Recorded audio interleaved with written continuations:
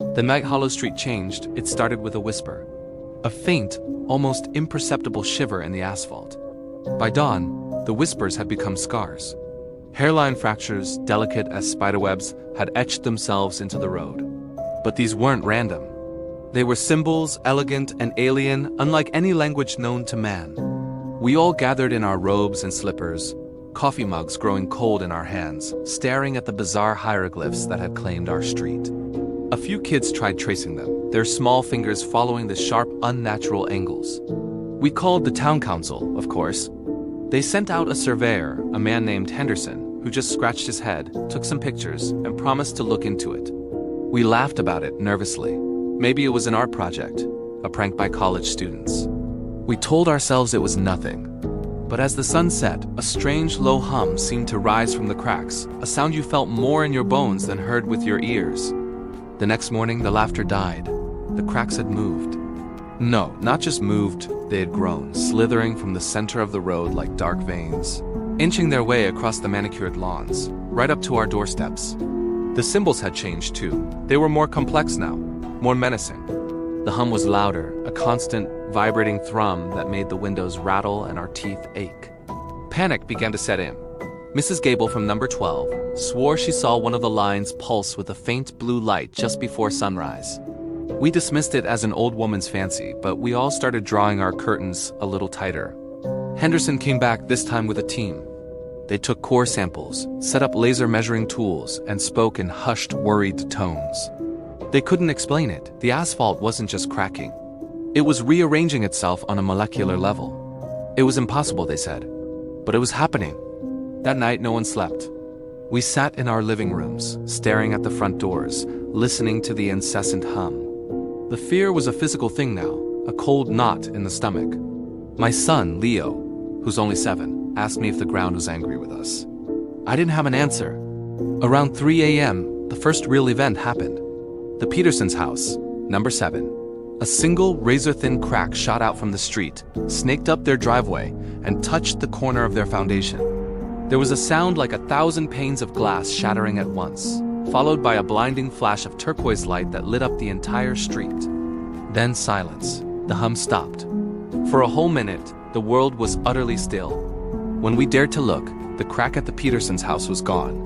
But their front door, a solid oak door they had just installed last spring, was now covered in the same strange, angular symbols, burned deep into the wood. The Petersons didn't answer their phone. They didn't answer the door. That's when the real lockdown began. Police cars blocked both ends of Hollow Street. Men in hazmat suits replaced Henderson's team. They told us it was a geological anomaly, a localized seismic event. Stay indoors, they said. It's for your own safety, but we could see the looks on their faces. This wasn't any earthquake they'd ever seen. The cracks were still there, dormant for now, a web of silent threats holding our street captive. We started communicating through a group chat, sharing observations, theories, and terror. Sarah at number 15, a linguist at the local university, became our unofficial leader. She was convinced the symbols were a language, a message. She spent hours comparing photos, trying to find a pattern, a Rosetta Stone for our bizarre predicament. She believed the cracks were counting down to something. The shifting patterns, the escalating events. It wasn't random. It was a sequence. 3 days after the Peterson incident, the hum returned. It was different this time, lower, more resonant, like a giant purring, and the cracks began to move again. This time they didn't just creep, they flowed like black ink, converging, merging. In the center of the street, right under the old gas lamp, the symbols swirled together, forming one massive intricate glyph that pulsed with a soft, internal luminescence. It was beautiful and terrifying. We watched from our windows as the hazmat teams scrambled, their instruments going wild. We could hear their frantic shouts over their radios. Energy readings are off the charts. One yelled, "It's not geothermal," yelled another. Sarah was typing furiously in our group chat. "It's not a countdown," she wrote. "It's an address, a beacon. They're not sending a message. They're opening a door." Just as she sent that message, the ground began to shake violently. Not a tremor, but a deep, rhythmic lurching, as if the whole street was being lifted and dropped. The central glyph flared, the light so intense it bleached everything white. A wave of force, silent and immense, erupted from it, shattering every window on Hollow Street. Car alarms blared in a chaotic symphony. The power went out, plunging us into darkness, broken only by the eerie glow from the street. And then, from the heart of the light, something began to emerge. It wasn't a monster, not a creature of claws and fangs. It was a shape, a form that didn't seem to obey the laws of physics. It was a silhouette of pure darkness against the blinding light, a hole in reality. It was tall, impossibly thin, and it stood there in the middle of our quiet suburban street, as if it were waiting. The official story is that Hollow Street suffered a catastrophic sinkhole caused by a unique confluence of underground water erosion and gas line leaks. They evacuated all of us, relocated us with generous compensation packages, and fenced off the entire area. The street no longer exists on any map. It's a restricted zone, a blank spot surrounded by warning signs.